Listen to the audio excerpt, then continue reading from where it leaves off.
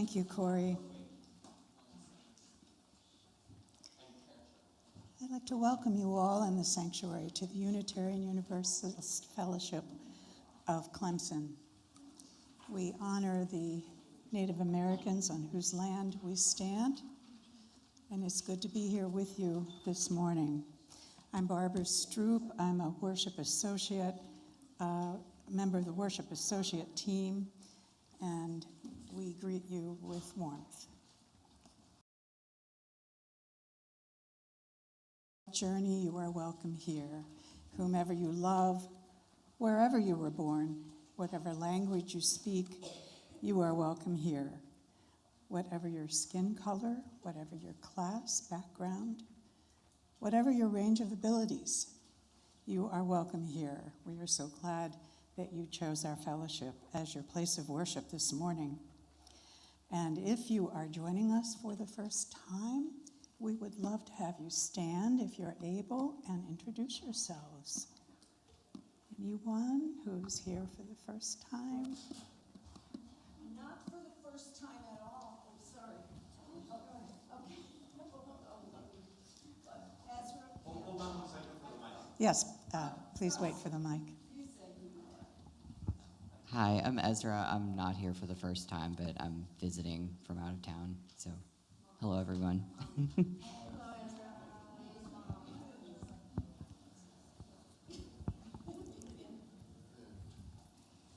Good morning.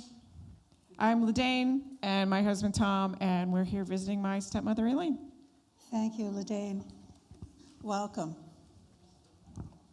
Hi, I'm Laura. This is my husband Lee and our boys Alex and Gabriel, and we are here for the first time, invited by Brad. So happy to be here. Welcome, Laura and Lee and Alex and Gabriel. We also have a group watching us in the social room, and we welcome them, and we welcome those on video at home. After the service, we gather for coffee in the social room, which is at the end of the hall. We invite you to join us.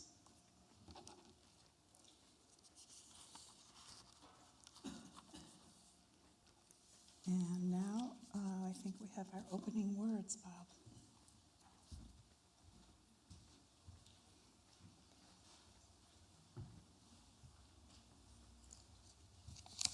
Good morning. I'm Bob Hyatt, and I certainly appreciate this fellowship and supporting our following the way and our annual our annual Vissage service, and especially our Tuesday meditations. I'm going to read the Buddha's words on loving kindness. This is what should be done by one who is skilled in goodness and who knows the path of peace. Let them be able and upright, straightforward and gentle in speech, humble and not conceited, contented and easily satisfied, unburdened with duties and frugal in their ways, peaceful and calm and wise and skillful. Not proud or demanding in nature, let them not do the slightest thing that the wise would later reprove.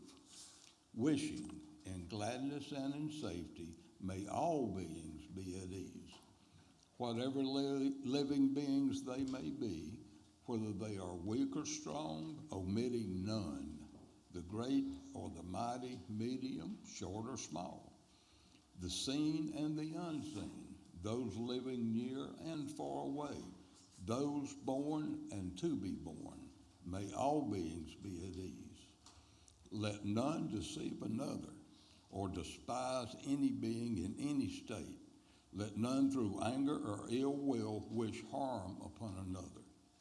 Even as a mother protects with her life her child, her only child, so with a boundless heart should one cherish all living beings, radiating kindness over the entire world, spreading upwards to the skies and downward to the depths, outwards and unbounded, freed from hatred and ill will, whether standing or walking, seated or lying down, free from drowsiness, one should sustain this recollection. This is said to be the sublime abiding, by not holding to fixed views, the pure-hearted one, having clarity of vision, being freed from all sense desires, is not born again into this world.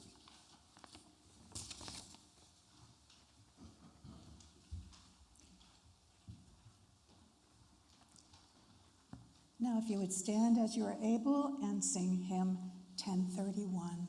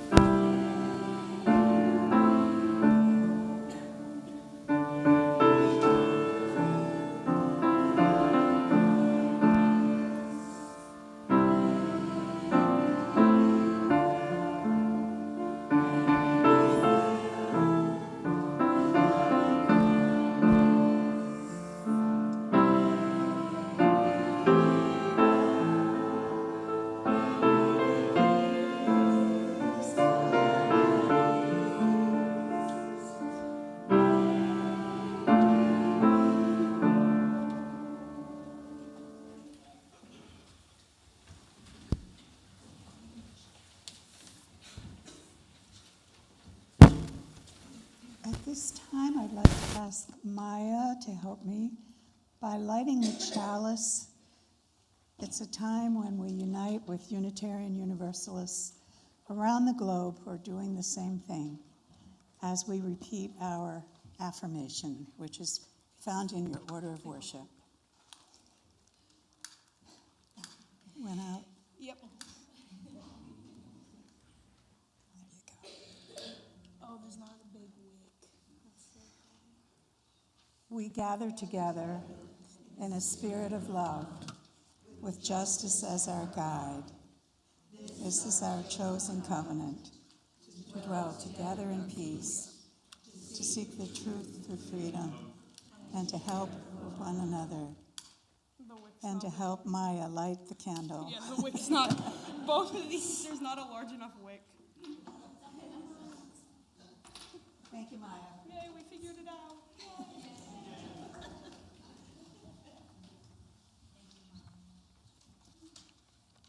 I sometimes think all UUs are inherently pyromaniacs. Problem solvers, yes.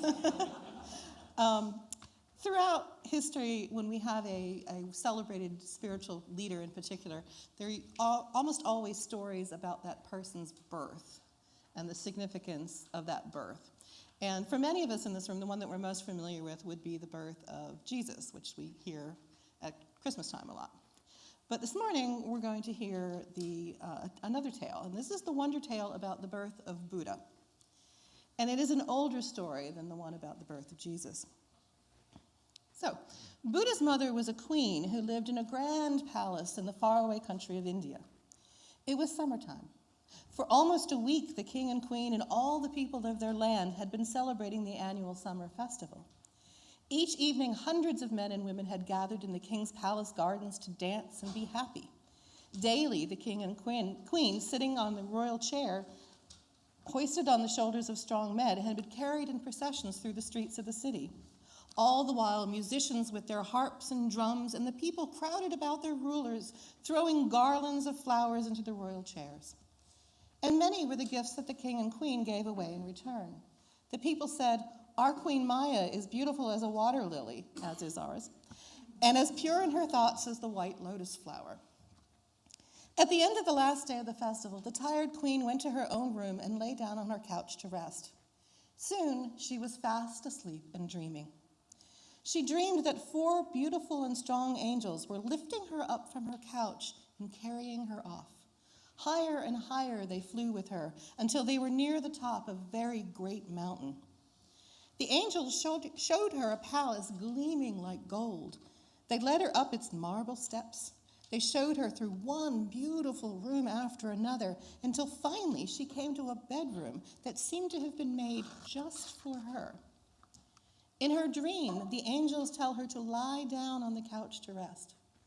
Presently, she saw a pure white elephant quietly enter the room. Gentle as an angel he seemed as he came up to her couch and stood beside her. On the end of his trunk, he carried a large lotus flower, white as the cleanest snow, and he gave it to the queen. That very moment when the queen took the flower, the room was filled with a heavenly light. In her dream, she heard a terrific earthquake.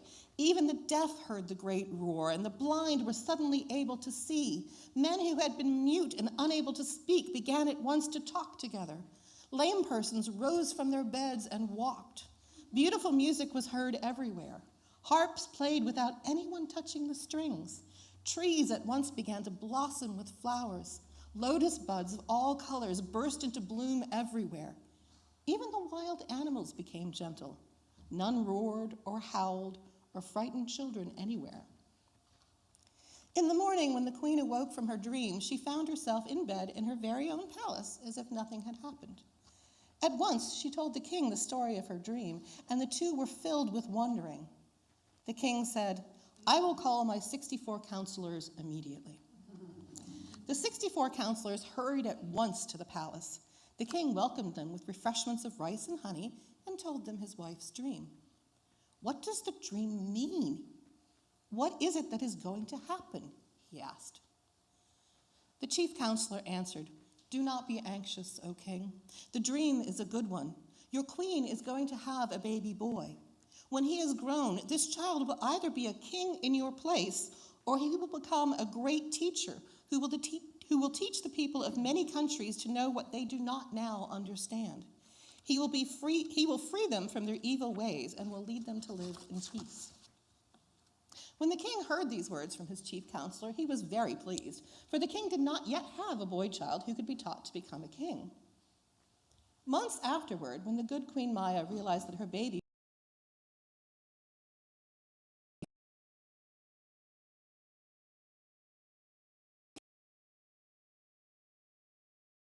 chair be made ready for her, he chose the strongest and best of his servants to take her safely to her mother's home. The royal procession had gone but halfway to the queen's former home when they passed a most beautiful park. On catching sight of the masses of flowers growing among the trees, Maya the queen insisted that she must get down out of her chair and spend a while walking through the grove. She wanted to stand under the trees and breathe in the sweet perfume of the flowers. So Queen Maya walked into the beautiful grove. She felt like singing with the birds that flitted about her. She had never before seen a lovelier spot. A whole hour passed, but it seemed scarcely more than a few moments.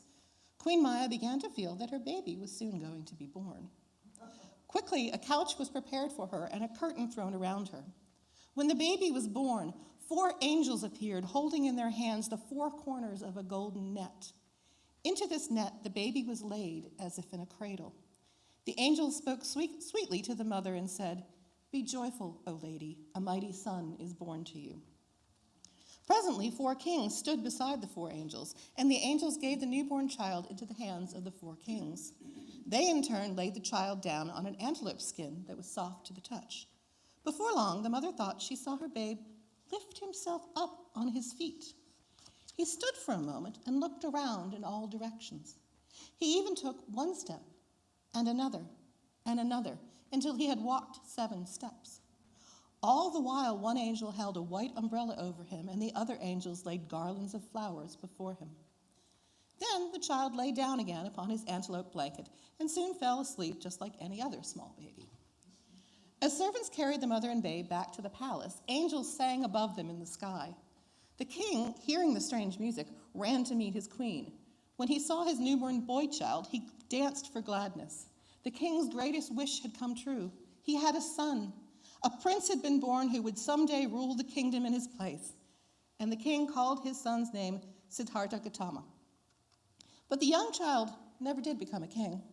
When he was old enough to choose for himself, he decided that there was something more important for him to do than to be a king. He felt he could not learn what he needed to know if he stayed on in a rich king's palace. He wanted to know how it feels to be poor and hungry and to work for one's own food. So in the darkness of night, the young prince fled from the palace, taking with him nothing but the clothes he had on. Even those clothes he soon exchanged for the clothes of a beggar. Walking from town to town, begging his food in the streets, sleeping in the woods, he hunted for men who were thought to be wise. He asked them questions. He also spent hours sitting alone in the shade of the forest thinking. He wondered about sickness and about dying, about what happens after dying, and what happens before one is born. So it came about that after some years that this young man became wiser than those who had tried to teach him. Even today, after 2,500 years, the name of this man is honored every day by millions of people. But he is not called by the name that his father gave him. He is called the Buddha. This name means the man with a light. But the light that Buddha had was no ordinary light, such as the light of a lamp. His light was for the heart and for the mind. His light is not the kind that the eye can see, nor is his light the kind that burns the fingers. Buddha's light you can feel only with your heart, when you know you are at peace with yourself. Buddha's light is the light of truth.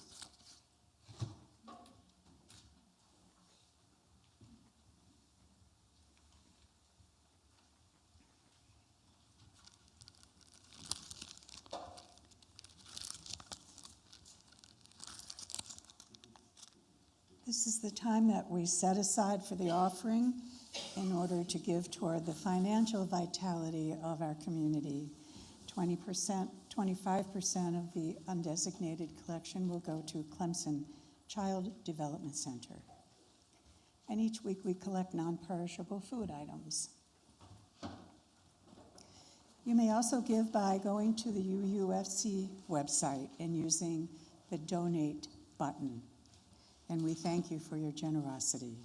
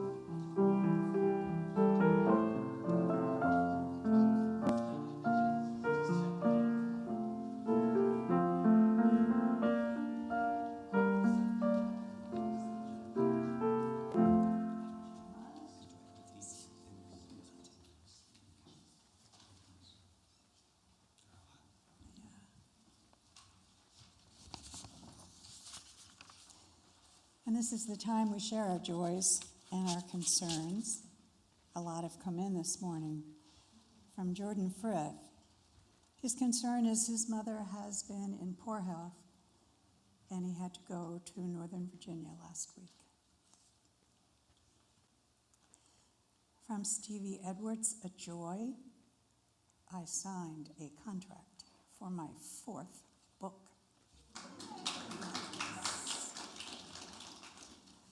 From Meg Williamson, a joy. The grounds look great, thanks to those who worked hard to make it so. Also, please help yourselves to vegetable plants just outside the door.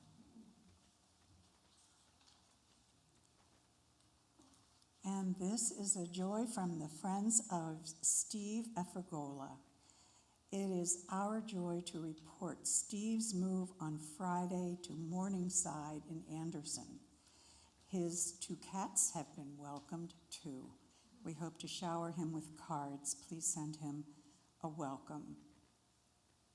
And I think the address will appear in the weekly connection.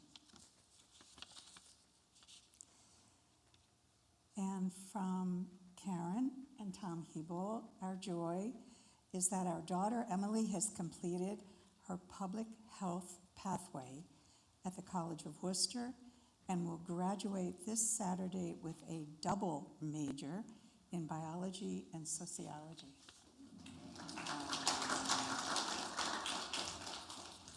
From Rosellen Aguilera, may the minds and hearts of those committing brutality to others be opened and enlightened to kindness, whether the attitude exists as the bully in the school, the job, the relationship, or the culture. May brutality cease to exist among all humans on the earth and be seen as a major violation against our life's purpose. And a joy from Bing and Nancy Johnson. Our grandson Jake graduated this week from UGA summa cum laude.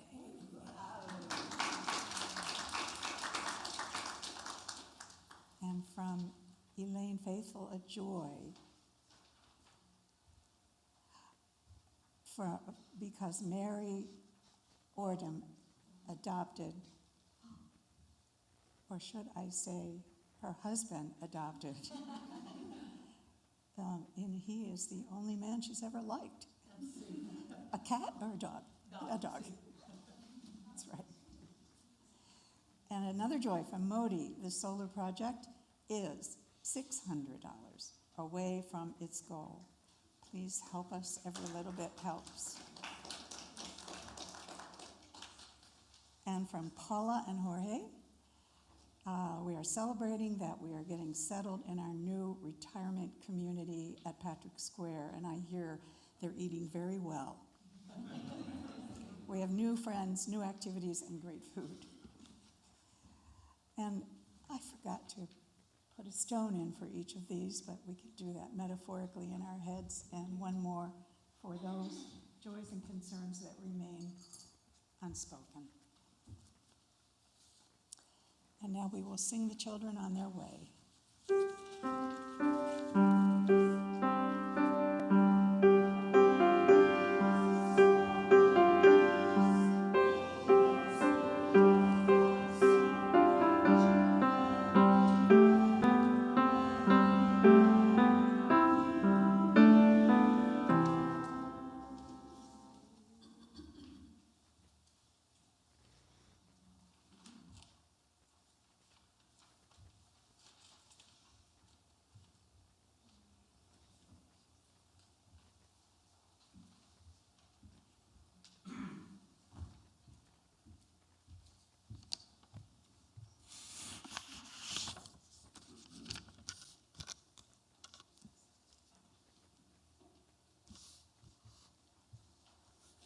Good morning, everyone. Yes. Yeah. Welcome again to the annual Vissage celebration at the UUFC. We have been, is the mic on? Louder, okay. Okay, yeah. just want to tell you a little bit about the background of our celebration of Vesak here at UUFC. We have been doing it for many years now, if Jean recalls, 12 years. Yes, and we have been part of it since the beginning. So we are really grateful for providing us with this opportunity. Now, this year's Vesak ceremony, Vesak service is even more important because we have coupled it with the Mother's Day celebration. And if you think about it, one is a very ancient tradition, the Buddhist tradition, which dates back thousands of years. You know, Buddhists have been celebrating Vesak annually throughout the world. And the other one is a very modern day phenomena, celebrating mothers, honoring and recognizing them. But there is a good connection because Buddha, you know, which is Vesak is all about, he had mothers, which Jean is going to explain, and Karen very beautifully explained the birth of the Prince Siddhartha. But for those of you who are not familiar with the Vesak ceremony, let me tell you what it is all about. We are celebrating not just the birth of the Buddha as the prince that you heard so elegantly before, but also his enlightenment, the second major event that happened in his life. That it's the enlightenment is, you know, when he realized he attained what he was searching for. He was successful in, you know, reaching his goals and understanding what caused this cyclic birth and death, you know, cycle after cycle, and that's what we call samsara in Pali, the countless births and deaths that one passes through. So he understood what caused it, and he was able to overcome it. That's when the Prince Siddhartha became the Gautama Buddha, his enlightenment. And the third event, that major event that happened in his life, is the parinibbana, or passing away. And it's not ordinary passing away. When someone passes away, never to be born again in the samsara, we use that term. So it's a special one. So all these three major events, his birth, his enlightenment, and his parinibbana, happened in the month of May, of course, many years apart. Month of May, when the moon is in its full form. So it's based on the lunar cycle. So, and I forgot to mention that he was 35 years old when he was enlightened, and he was 80 when he attained parinibbana, and he was teaching. So whatever he realized, you know, ways to overcome this cyclic life and death, he taught others by way of Dhamma, and which allowed many more to practice that and escape from this samsaric cycle. So that's a little bit background about the Vesak ceremony and why we are honoring and celebrating it. Now, very appropriate for this celebration, coupling the Mother's Day and Vesak, I found this beautiful short essay about the qualities of the mother. And what's special about this essay is it's written by a Buddhist monk. And the 4 qualities of the mother described in this essay are called 4 Brahma Viharas, or 4 divine abidings. Now, you have an insert about this reading, but before I read it, I would like to say a word about the author of this passage, the Bhikkhu Venerable K. Jnanananda. He was a Sri Lankan Buddhist monk whom I had the privilege of meeting once. He was a scholar monk with wide knowledge about not just Eastern philosophy, but Western philosophies as well. Before he ordained as a monk, he was an assistant lecturer of Pali at the University of Peradeniya in Sri Lanka. And He's been a prolific writer, writing greater than 40 books. Yeah, some are mere collections of short stories and essays like the one that I will read to you in a minute, but others are deep analysis on Buddha's Dhamma. He was explaining what Buddha was trying to teach, in a way that people can understand it.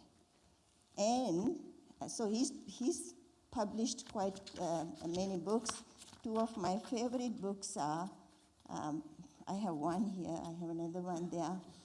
This is called The Magic of the Mind, and the other one is called The Concept and Reality in Early Buddhist Thought, seeingthroughthenet.net. So please follow along with me as I read this essay, Mother and Child, written by Venerable Keñānānanda. The birth of a child is at the same time the birth of a mother into the world. Child is the symbol of the mother. That love for the child, that tenderness of heart which characterizes a mother is so significant that it is often associated with the change of red blood into milk. Metta, usually rendered by that crossbred term loving kindness, is the universal love for which mother's love for her child is the unit. The Buddha, speaking about metta, says, for instance, just as a mother would protect her only child, even at the risk of her own life, so should one develop a boundless heart toward all beings. A mother is not only born with the child she brings forth, she also grows up with the child she brings up. Her growth is in terms of the other three divine abidings or Brahmavihara, which are compassion or karuna, sympathetic joy or mudita, and equanimity, which is upekkha. In bringing up her child, sometimes a mother has to be stern and tactful. Her soft, tender love matures into a compassionate sternness when the child is passing through the unruly boyhood and reckless adolescence. But that hardness of her heart melts at the correct moment, like butter. The child has now reached manhood. He can stand on his own feet with enviable self-confidence. The mother also grows up with sympathetic joy, enjoying the fruits of her labors. Her complacence, like curd, is serene and has nothing meddlesome about it. If you're not familiar with curd, it's a dairy product just like yogurt. Okay. The bringing forth and bringing up is over. The time comes now to let go of the attachments and involvements regarding the child. But for that separation to the mother, now mature in her experience, is fully prepared with equanimity. Like a pot of ghee, she's not easily upset. Now, ghee is also a dairy product, but it's oil made from milk, used in Indian cooking. Universal love, compassion, sympathetic joy, and equanimity are the four divine abidings a mother practices in a limited sense in the course of her motherly care for the child. Charity begins at home.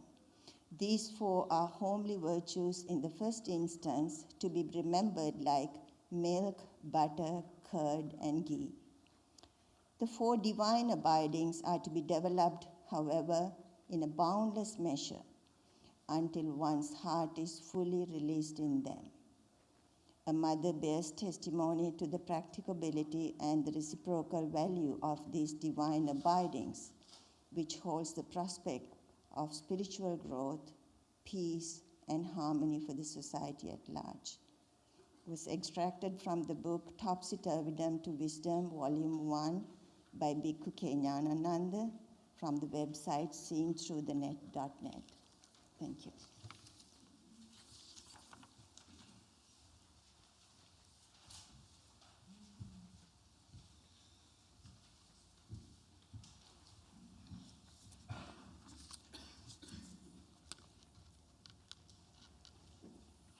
Good morning.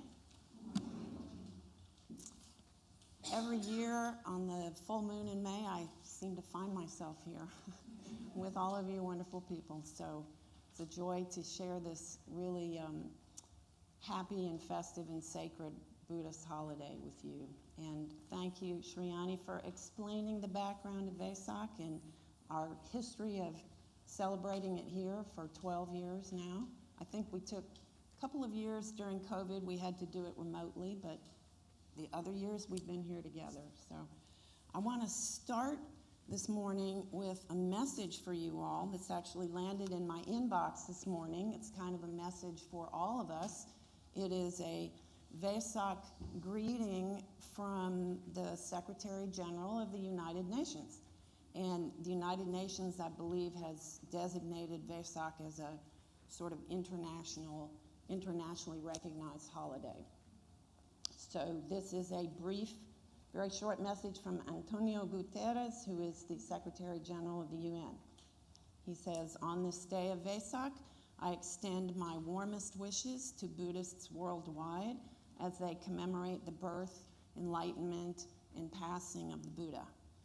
The Buddha's teachings of compassion, tolerance, and selfless service resonate deeply with the values of the United Nations. In an era of profound global challenges, these timeless principles must guide our path forward. So as we honor this sacred occasion, may we be inspired to bridge divides, foster solidarity, and work together towards a more peaceful, sustainable, and harmonious world.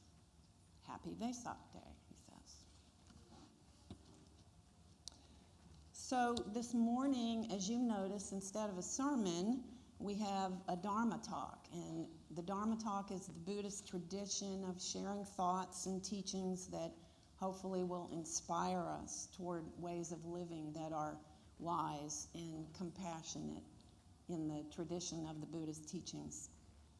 So through the children's story that Karen read and Shriyani's reading about the qualities of the mother, we've already heard some details of the life of the Buddha. So what I'd like to do is sort of amplify on both of those subjects, the life of the Buddha and the qualities of a mother. So to begin, I want to talk about and honor the Buddha's mother. In the story that Karen read, you heard her described this way. Our Queen Maya is beautiful as a water lily and as pure in her thoughts as the white lotus flower. So sweet, so pure. And it's really very much like the descriptions of Mary, isn't it? The mother of Jesus. In both cases, it was a woman of purity who was chosen to give birth to this great being, to be this vessel who would bring forth light into the world. And in both of those stories of Queen Maya and Mother Mary, the conception, of course, is miraculous in nature.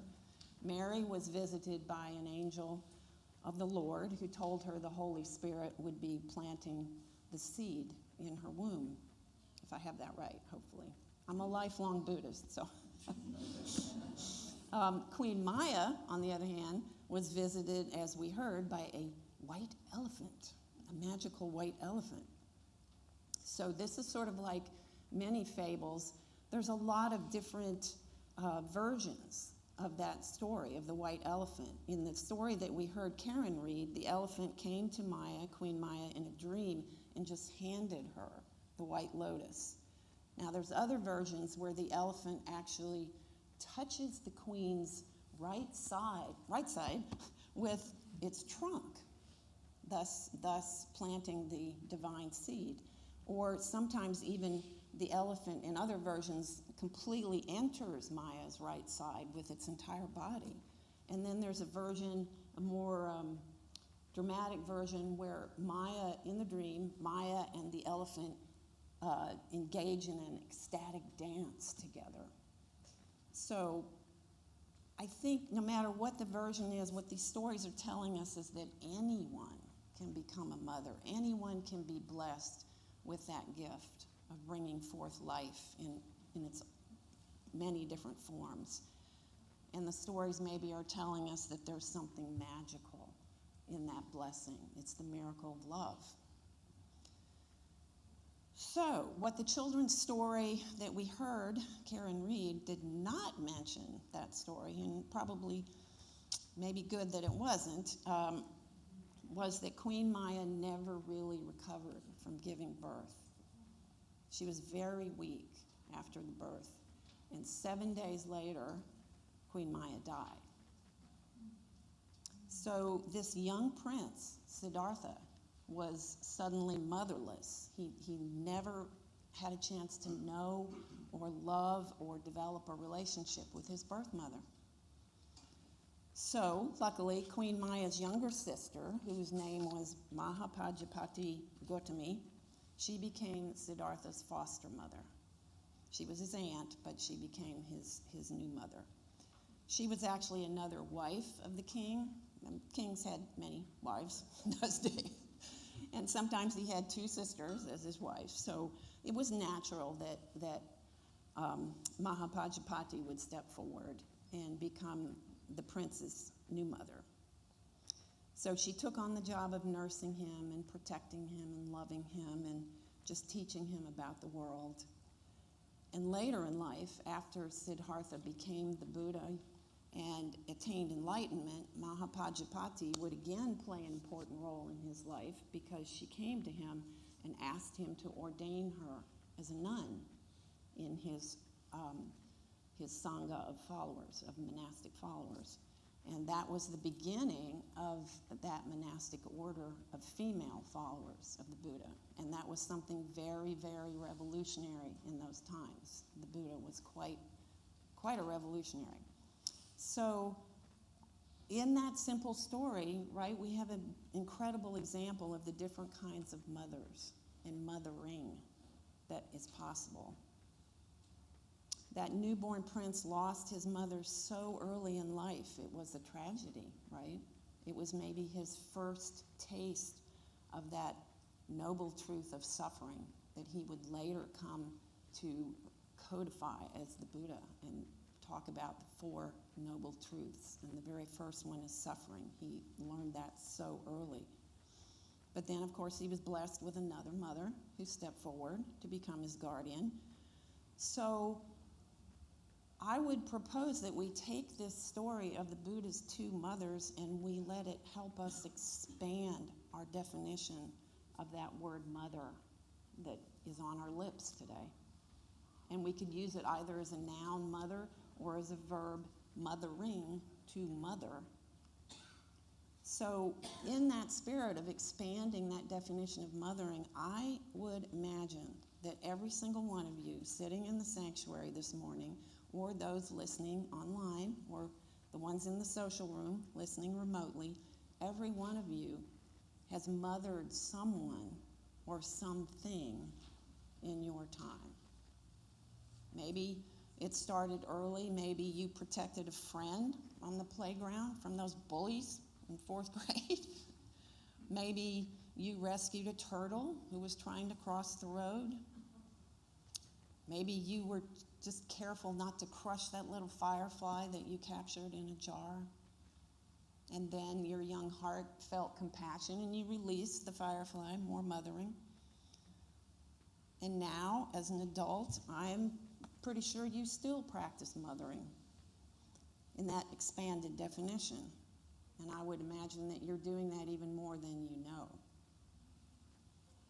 So I would invite you just for a moment to think about that. I want you to think right now about the last act of kindness, no matter how small, it might be tiny, the last act of kindness that you have performed.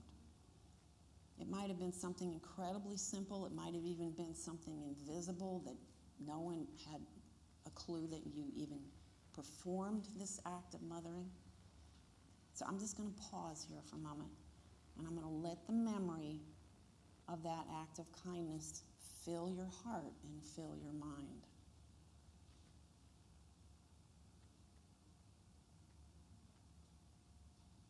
So you see, you have practiced mothering. We all have. And we may not look or sound like the traditional image of a mother, but my whole proposal this morning to us is that mothers can come in myriad of forms, rainbow of colors and genders and ages. Mothering doesn't require giving birth in the restrictive definition of that act, because there are so many ways of giving birth in this world. You know, several years ago, there was a meme that started appearing on social media, and I loved it from the moment I saw it, and I post it every year on this day that we call Mother's Day. I haven't done it yet. I need to post it when I get home today. But it's a list of groups of people who might be finding this day difficult and sad. So the list is mothers who have lost their children, mothers whose relationship with their child or children is strained or broken even, those who are yearning to be mothers, those who have chosen not to be mothers, those whose relationship with their own mother maybe is strained or even broken, and those who have lost their mother. So maybe some of you can identify with one or more of those categories, right? I myself I'm in 2 of those categories. But there's another meme that circulates at this time of year, a bit of a happier one. This one lists all the different kinds of mothers, and it's in the spirit of expanding that definition. So it lists birth mothers, adoptive mothers, foster mothers, stepmothers, single mothers, single fathers, grandparents who mother. You know, I have a wonderful friend in Georgia who's 63 years old. She's doing that right now. She's taken on the care of her, I think, 6-month-old granddaughter. And it's a joy to see the 2 of them together.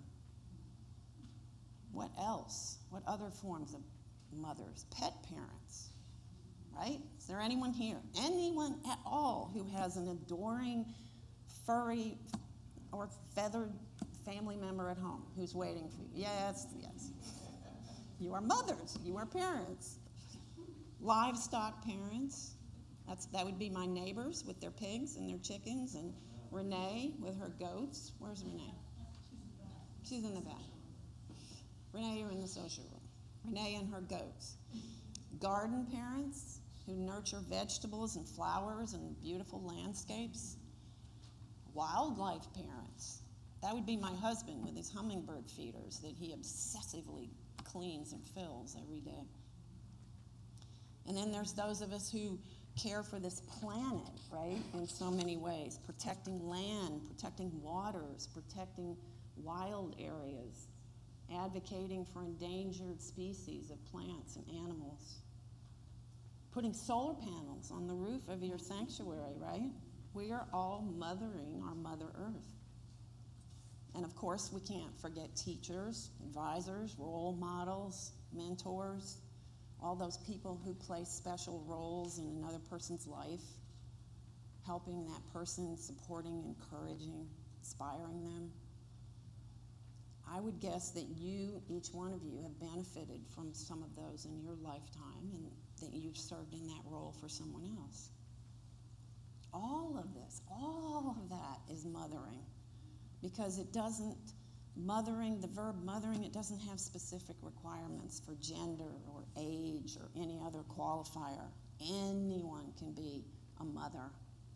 Anyone can step up and practice those 4 qualities that we heard in Shriyani's reading, those qualities of loving kindness and compassion and sympathetic joy and equanimity. And any time any of us practices those qualities, that sends it out into the world. We soften the hardness of this world. We wrap our motherly arms around the suffering in the world. We ease the pain. So I want to show you a short little video that I made last year about those 4 qualities. These 4 qualities are held in very high esteem in the Buddhist teachings. And so I made a video just to explain them. It's just a couple of minutes. Can you run that for us, Ramy, please?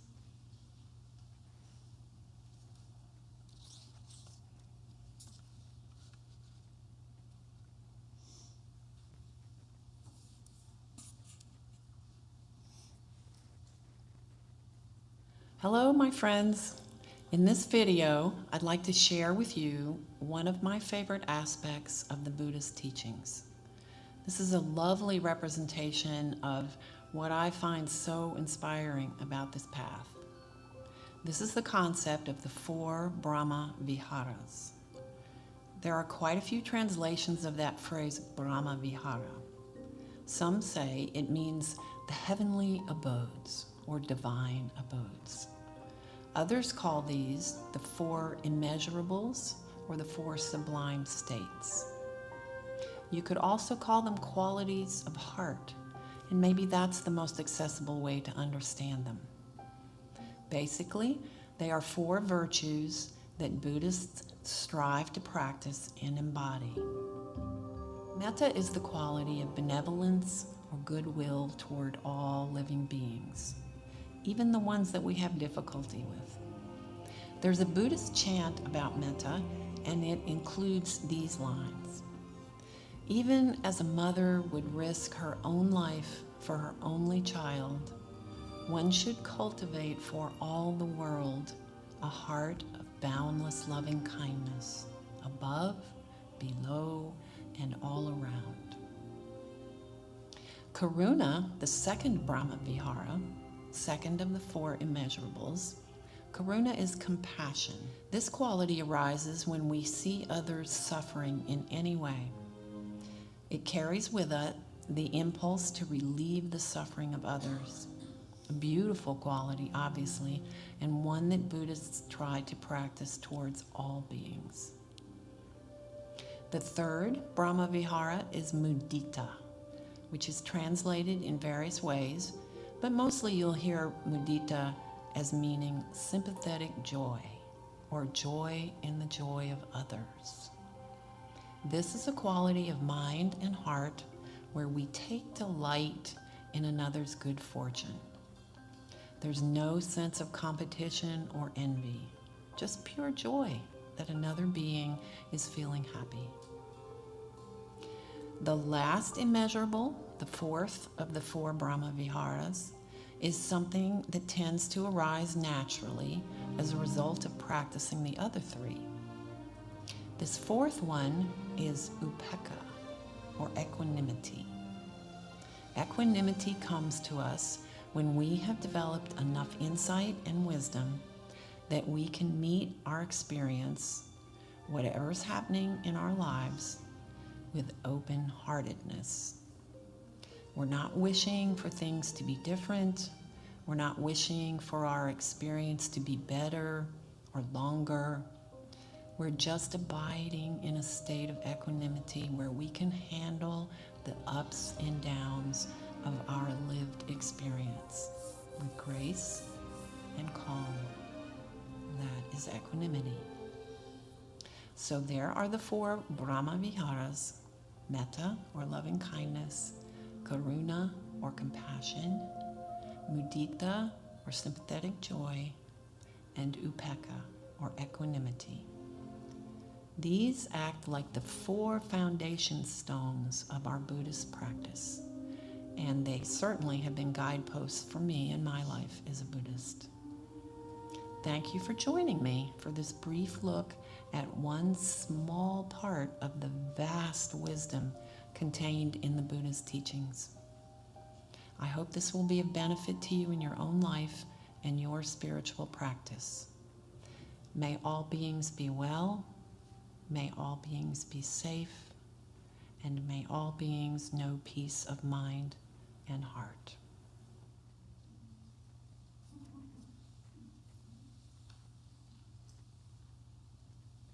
Thank you, Ramy.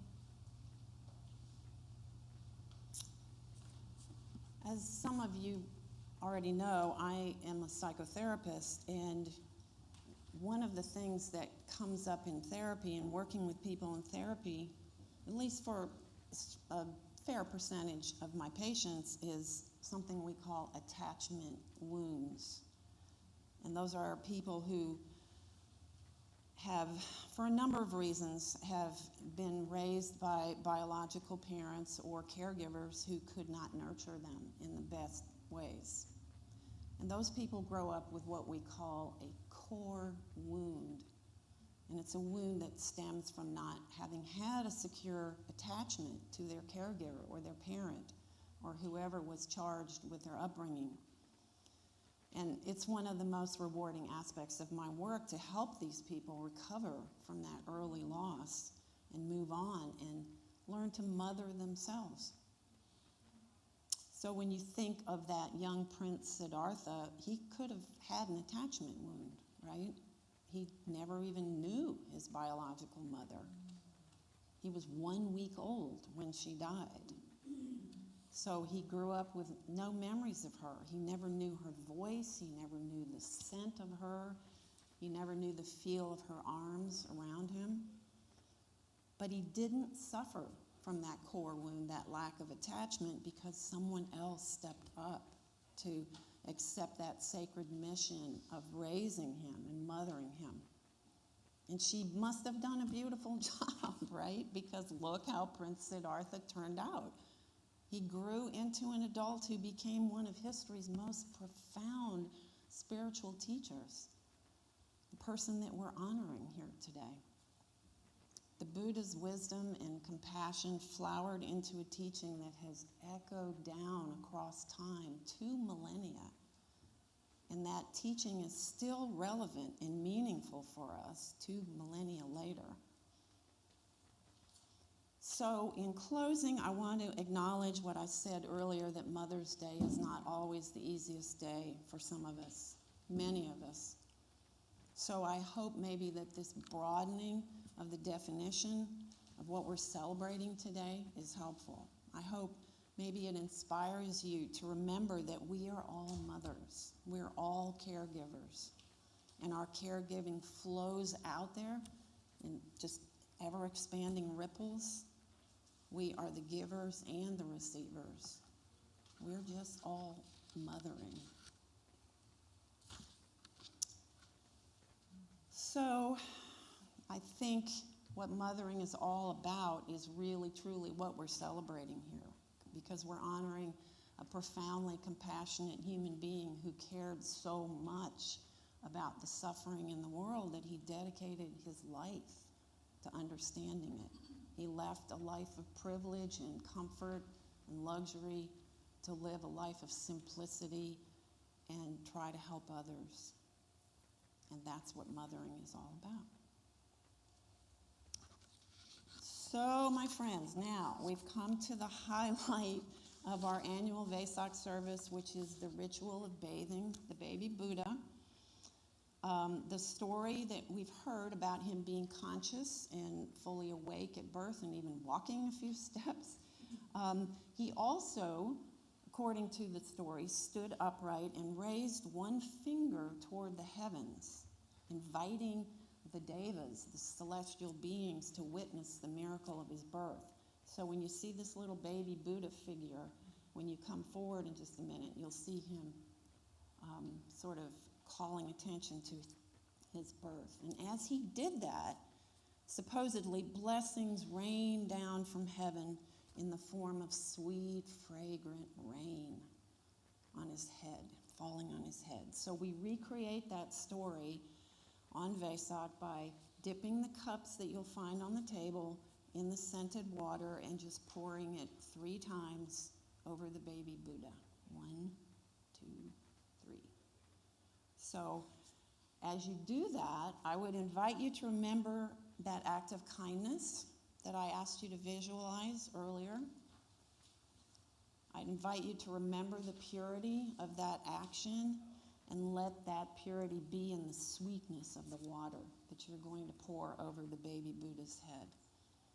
And also, one more thing I want you to know, the music that we're going to hear as we take part in this ritual is a version of the Metta Sutta that Bob read for us at the beginning of the service And we've heard about metta, loving kindness, being one of those 4 essential qualities. So we're not just pouring blessings and scented water over the Buddha, we're pouring loving kindness over him. Okay. So I would invite you to come forward as you feel moved. And there's many cups around the table, so more of you than one at a time can pour water over the Buddha. And Ramy, if you can start that video for us, we'll listen to the Metta Sutta as we do this.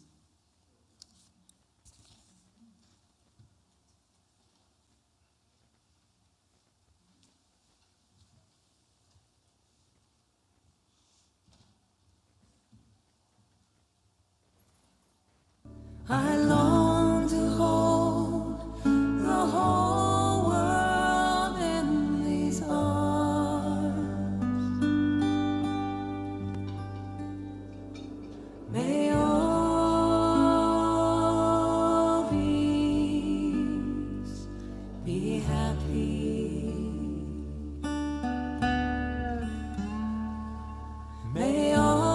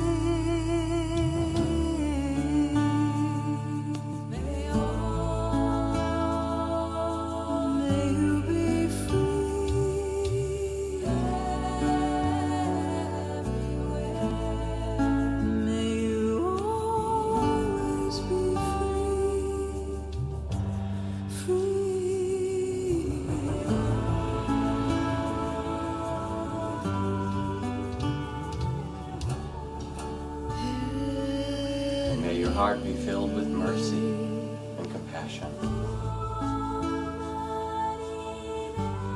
May you be happy and live with joy in this world.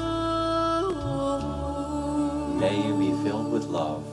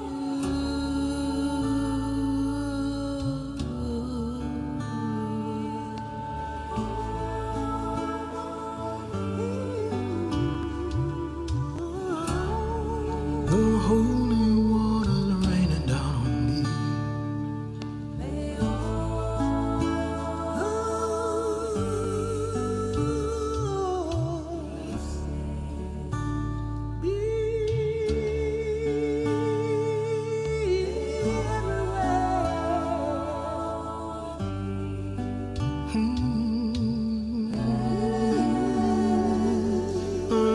on sacred ground, this holy ground, this holy ground.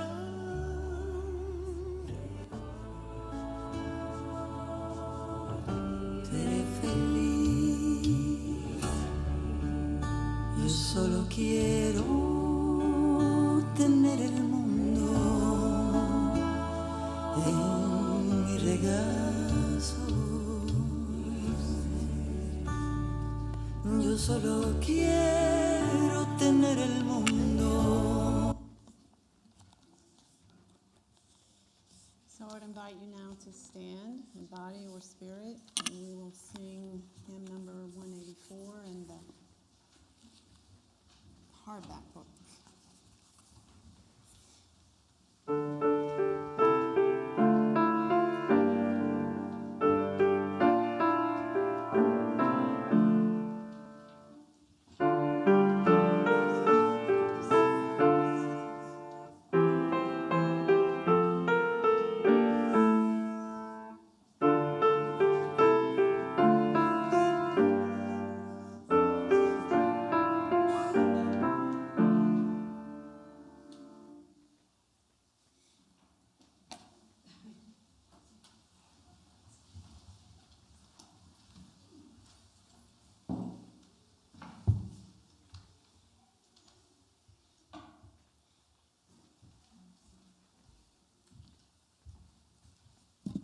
Hello. This prayer, closing prayer, is very similar to the song that we sang, and it's called the Meta Prayer. There are a lot of different ones, but it was given to us by Alex Hope, who was an interim minister here many years ago and started our meditation group. And he also left the bowl that we use for in the service and meditation practice on Tuesday nights. With that in mind, then, let me go ahead and lead you. This won't take long, folks. Just let yourself get comfortable in your chair. Close your eyes and take a deep breath and repeat after me to yourselves as I say the words out loud. May I be filled with loving kindness. May I be well. May I be peaceful and at ease. May I be free from fear. Now, hold in your mind's eye someone that you love dearly, or maybe a group of people you love dearly, and say to them, may you be filled with loving kindness. May you be well. May you be peaceful and at ease. May you be free from fear. And now something a little more challenging. Hold in your mind's eye someone you have a conflict or have had a disagreement with, or bad feelings, or they have bad feelings toward you. They're easy to find these days. Is say to this person or group of people, may you be filled with loving kindness. May you be well. May you be peaceful and at ease. May you be free from fear. Finally, now let us move out from this small group of people into the city, out to the state, out to the nation, out to the world, and out through interstellar space to all beings everywhere. May all beings be filled with loving kindness. May all beings be well. May all beings be peaceful and at ease. May all beings be free from fear. Thank you.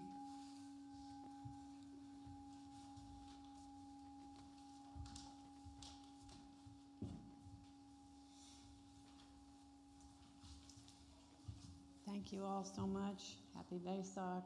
Wonderful to have you here. And please go in peace.